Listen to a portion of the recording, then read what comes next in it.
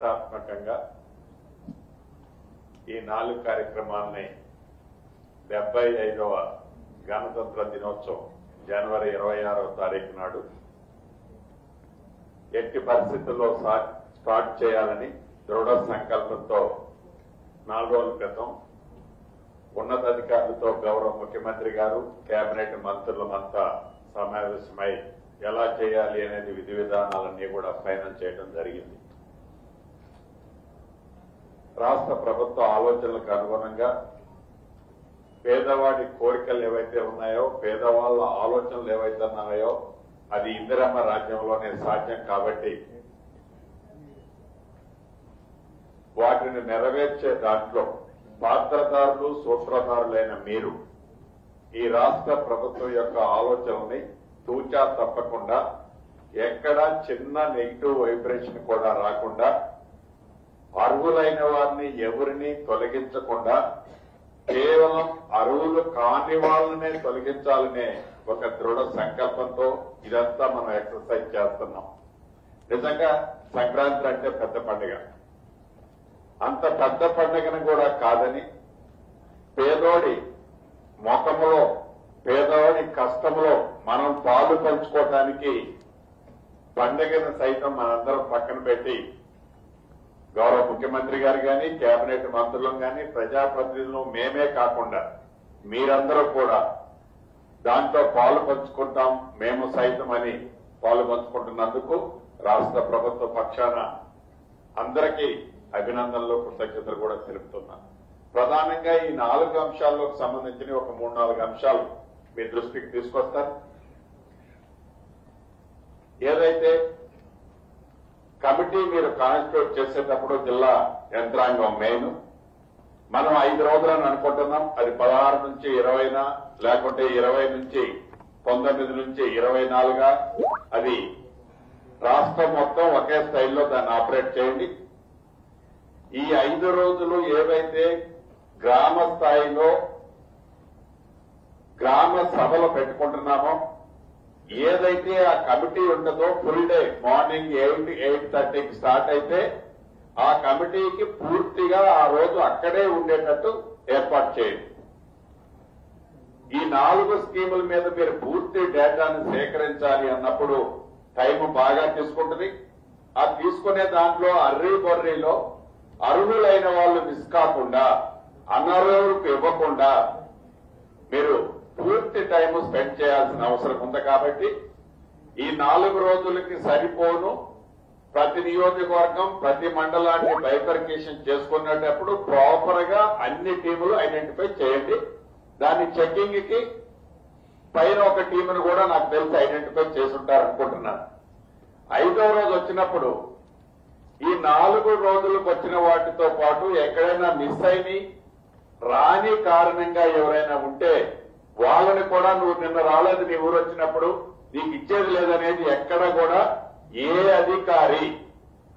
అధికారులు కూడా గవర్నమెంట్ కానీ ఈ ప్రభుత్వానికి చిన్న మైనస్ కూడా రావు. Very clear. అర్హులైన వాళ్ళని ఎక్కడా డ్రాప్ చేయొద్దు, అనర్హులకి ఇవ్వద్దు. ఇది తమ్ముడు. రెండవది మనం ప్రభుత్వం వచ్చిన కొత్తలో ప్రజాపాలన కార్యక్రమాన్ని టేక్ఓవర్ చేశాం. అప్పుడు అధికారులందరూ గ్రామాలపై సభలు పెట్టుకున్నాం. ఇప్పుడు ఈ 4 స్కీములు ఒకేసారి స్టార్ట్ అయినప్పుడు నాకు తెలిసి ఆల్మోస్ట్ ఆ విలేజ్ లో ఉండే పబ్లిక్ అంతా ఇక్కడికి వస్తారు. లా అండ్ ఆర్డర్ కూడా పోలీస్ యంత్రాంగం ప్రాపర్ గా చిన్న ఇన్సిడెంట్ కూడా కాకుండా స్టెప్స్ తీసుకోండి. నెక్స్ట్ పాయింట్ అక్కడ మౌలిక వసతుల్లో మినిమం డ్రింకింగ్ వాటర్ ని ఏర్పాటు చేయండి. చేస్తూ ఈ అయిపోయింది ఈ స్కీమ్ ఎలా అలా అనే నెగిటివ్ వైబ్రేషన్స్ లేదు. స్టార్ట్ చేసేటప్పుడే ప్రతి గ్రామంలో మీరు గ్రామ సభ స్టార్ట్ చేసేటప్పుడే ఇది నిరంతరము జరిగే ప్రక్రియ. ఇది ఒకసారి మిస్ అయిపోతే అయ్యో నేను మిస్ అయిపోయాను, నా ట్రైన్ వెళ్ళిపోయింది, నా ప్రయాణం ఆగిపోతుంది అనేది వాళ్ళలో ఫీలింగ్ రానియద్దు. ఈ ప్రభుత్వానికి కూడా అటువంటి ఆలోచన లేదు. ఉదాహరణకు రైతు భరోసాలో ఏ కారణం చేతైనా అర్హులు మిస్ అయితే సెకండ్ లిస్ట్ లో డెఫినెట్ గా ఇస్తాము. అర్హులైన రైతులు ఎవరైతే ఉన్నారో వ్యవసాయానికి యోగ్యమైన ప్రతి ఎకరాకి ప్రతి గుంటకి ఇవ్వాలన్నది ఈ ప్రభుత్వం యొక్క ఆలోచన. ఏ కారణం చేతైనా మిస్ అయితే వాళ్ళకి ఇవ్వటం జరుగుద్ది. అదే రకంగా యోగ్యత లేని వ్యవసాయానికి పనికిరాని భూమి, వ్యవసాయానికి నుంచి ఇండస్ట్రీస్ కో హౌస్ కిందనో ఇతరత్రో కన్వర్షన్ అయింది. ఇప్పుడంటే సాఫ్ట్వేర్ కంప్యూటర్ ఉంది. 2000 ముందు అంటే 18కి ముందు మాన్యువల్ గా అంతా కన్వర్షన్ జరిగింది. ఈ కన్వర్షన్ జరిగిన ప్రాపర్టీస్ స్టిల్ పాత ధరణిలో పాస్బుక్ ఇష్యూ అయి ఉన్నాయి. అది రెవెన్యూ వ్యవస్థ ప్రాపర్ గా ఇండెప్త్ గా స్టడీ చేసి అలా కన్వర్షన్ అయి ఉన్న ఆస్తులు ఏమైనా ఉంటే అది వ్యవసాయం చేస్తున్నా ఉన్నా కూడా ప్రభుత్వం వాటికి ఇవ్వదు. కన్వర్షన్ కానీ ఏదైతే వ్యవసాయానికి యోగ్యమైన భూములు ఉంటే 100% ఇస్తాం. దాన్ని ఎక్కడా మిస్ కాకుండా అధికారులు ఇండెప్త్ గా ఫస్ట్ ఏ గ్రామానికైతే మీరు వెళ్లాలనుకుంటున్నారో వెళ్లే గ్రామానికి సంబంధించిన ఆస్తులకు సంబంధించింది ఇటు రెవెన్యూ అటు అగ్రికల్చర్ ఇతరత్ర అందరూ కూర్చొని టేబుల్ వర్క్ చేసుకోండి. రేపు ఎల్లుండి టేబుల్ వర్క్ చేసుకుని టేబుల్ వర్క్ లో ఫలాని గ్రామానికి పోయినప్పుడు కొండలు గుట్టలు మీ దగ్గర ఉన్న సమాచారాన్ని ప్రకారం లిస్ట్ అవుట్ చేసుకుని గ్రామానికి పోవటానికి ముందే 1 డే గానీ 2 డేస్ ముందు గానీ ఆ గ్రామంలో మనం ఈ 4 స్కీమ్స్ కు సంబంధించిన అవుట్ లైన్ ని అక్కడ డిస్ప్లే చేయండి. ఇక్కడ మనం వీళ్ళకి ఇస్తున్నాము వాళ్ళకి ఇవ్వము, ఇది మన పార్టీ ఇది వాళ్ళు అనేది ఏమీ లేదు. మస్ట్ అండ్ షుడ్ ఇందిరమ్మ కమిటీలు కూడా దీంట్లో పార్టిసిపేట్ చేసుకోండి. అంటే ఇందిరమ్మ కమిటీ ఒకవేళ పలానా వాళ్ళకి అలువైన వాళ్ళకి ఇవ్వద్దు అని అంటే ఇవ్వకుండా ఆగొద్దు. కానీ వాళ్ళని కూడా ఇన్వాల్వ్ చేయండి. ఇందిరమ్మ కమిటీ వాళ్ళని కూడా గ్రామ సభలు పెట్టినప్పుడు. అదే రకంగా రేషన్ కార్డు దాంట్లో ఇందాక గౌరవ కలెక్టర్ల గారికి సీఎం గారు డిప్యూటీ సీఎం గారు మనం చెప్పారు. ఏదైతే ఒక ఇంటి ఆడబిడ్డ ఇంకొక ఇంటి కోడలుగా పోయినప్పుడు అక్కడ డిలీషన్ కావాలా ఇక్కడ యాడ్ కావాలా ఈ కార్డులు కూడా నిరంతరం ఇచ్చే ప్రక్రియ. గతంలో 10 సంవత్సరాలు ఈయన దాంతో ఈ ప్రభుత్వం దాన్ని కంపారిజన్ చేసుకోవడానికి పబ్లిక్ ఛాన్స్ ఉంది. ఆ ప్రభుత్వం వేరు, ఇది పేదోడి ప్రభుత్వం. 1 సంవత్సరమో ఒకసారిచ్చో ఆగదు. నిరంతరము ఇచ్చే కార్యక్రమం అనేది ప్రజలకి మీరు ఫస్ట్ ఇంజెక్ట్ చేయాల్సిన అవసరం ఉంది. అదే రకంగా ఇందిరమ్మ భరోసా ఏదైతే ఉందో ఇందిరమ్మ ఆత్మీయ భరోసాకు సంబంధించిన దాంతో అర్హులైన కుటుంబాలకి కుటుంబం ఇస్ ద అండర్లైన్ అర్హులైన కుటుంబాలని ఐడెంటిఫై చేయండి. అర్హులైన కుటుంబాలకి ఏదైతే గ్రామ ప్రాంతాలకు ఇందాక మా సోదరులు చెప్పినట్టు భూమి ఉన్నవాడికి రైతు భరోసా వస్తుంది, వాళ్ళకి ఇల్లు వస్తుంది, వీళ్ళకి ఇది వస్తుంది అనే దాంతో భూమి లేని మాకు ఇప్పటి వరకు రాష్ట్రంలోనే కాదు దేశంలో కూడా ఈ అంత అద్భుతమైన స్కీమ్ ని ఎవరూ పెట్టలేదు. దీన్ని ప్రాపర్ గా అర్హులైన వాళ్ళని ఐడెంటిఫై చేసే దాంట్లో ప్రతి దానికి అధికారులు చట్టము మనం చేస్తే ఆ చట్టాన్ని ఇంప్లిమెంట్ చేసేది మీరు చేసిన ఇంప్లిమెంటేషనే రేపు ఈ ప్రభుత్వానికి కానీ మనకి కానీ మంచి వస్తుంది. ఆ ఇంప్లిమెంటేషన్ చేసే దాంట్లో ప్రాపర్ గా టైం తీసుకొని ఎక్కడా చిరాకు పడకుండా ప్రజలకి ఇవ్వగలిగేది చెప్పండి.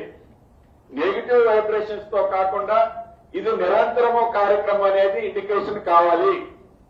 ఇందిరమ్మ ఇళ్ల సబ్జెక్ట్ కూడా వచ్చినప్పుడు ఈ రోజు ఇంతకు ముందే మోడల్ హౌస్ ని మనం కూసుమంతులో ఓపెన్ చేసుకున్నాం. ఇటువంటి ఇందిరమ్మ ఇళ్లు ఈ మొదటి విడత 4.5 లక్షలే కాదు, ఇది నిరంతరము జరిగే కార్యక్రమం అనేది కూడా ఇండికేట్ చేయాల్సిన బాధ్యత అధికారుల మీద ఉంది. దయచేసి ఏదైతే గిరిజన ప్రాంతం 117 యాక్ట్ ఉన్న ప్రాంతంలో మిత్రులు చాలా మంది ఇది గిరిజనులకే వస్తుంది గిరిజనేతరులకి రాదు అనేది అభద్రత ఉందో ఈ ప్రభుత్వానికి గిరిజన ప్రాంతంలో ఉన్నా కూడా అర్హులై ఉంటే పేదవాళ్ళు అయి ఉంటే poorest of the poor people కి ఈ ప్రభుత్వము కులము మతము ప్రాంతం అనేది ఎట్టి పరిస్థితుల్లో పట్టించుకోదు. ఏ ప్రాంతంలో ఉన్నా పేదవాళ్లకైనా ఇందిరమ్మ ఇల్లు ఇచ్చే కార్యక్రమంలో వెనకడుగు ఎట్టి పరిస్థితుల్లో పోదు. 4,50,000 ఇప్పుడు ఇస్తున్నాం. ఇది నిరంతరం ఇచ్చే కార్యక్రమం అనేది తప్పకుండా అధికారులు గ్రౌండ్ తీసుకోవాలి.